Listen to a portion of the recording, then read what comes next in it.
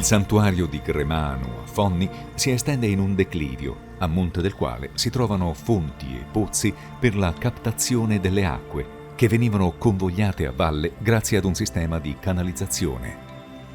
È presente anche una vasca, usata probabilmente per abluzioni rituali. Nella parte bassa dell'insediamento si trova il villaggio con area sacra.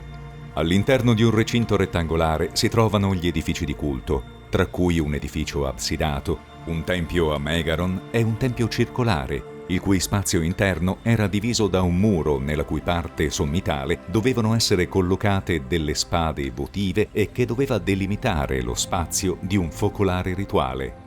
L'area ha restituito numerosi reperti, tra cui basi votive in pietra, nelle quali venivano fissate le offerte, come bronzetti o spade.